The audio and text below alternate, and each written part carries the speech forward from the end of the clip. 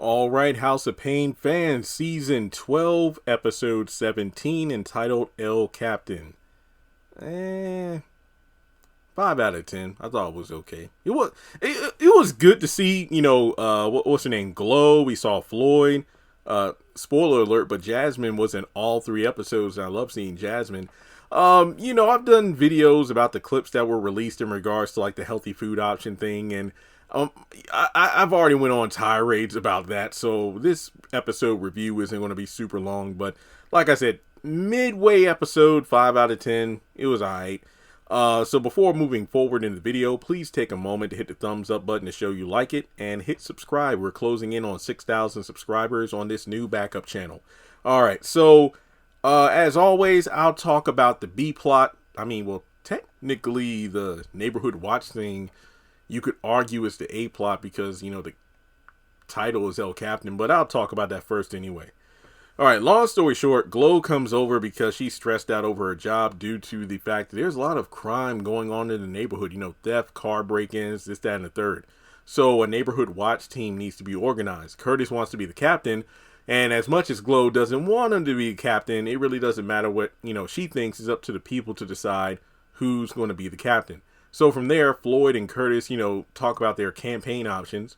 They're in the backyard going through some stuff in the garage. Curtis pulls out, like a picture or a flyer or something for his campaign. And Floyd is like, man, it looks like you 30 years younger. And I believe it's like a photocopy of Curtis's face from the original series, which I thought was pretty hilarious. And from there, they basically do a phone campaign calling the different citizens in the neighborhood to, see if they can count on their vote for Curtis. And on Curtis's end, it's not going so well, but on Floyd's end, he's getting some votes here and there.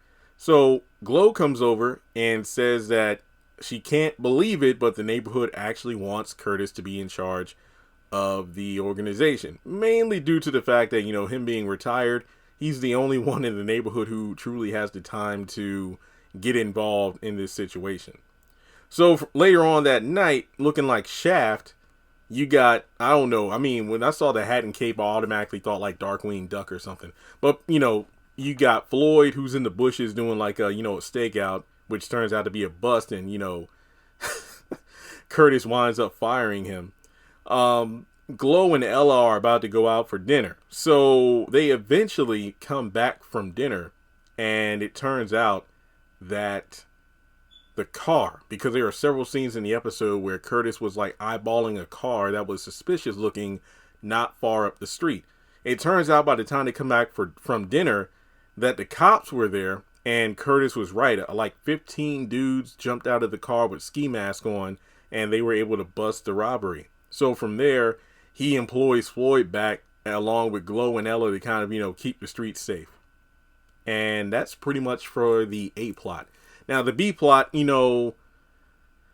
the healthy food stuff. You got Malik with a countertop full of food, and he's going into the living room with his dad. They got pizza, fried Twinkies, cheeseburgers, wings. It's just a whole table full of stuff.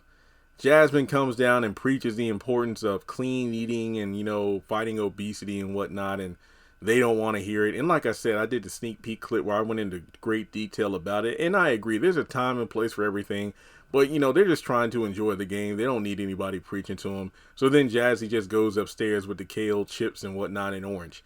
Later on, when the snack, I looked and I'm like, those two put down all that food by themselves?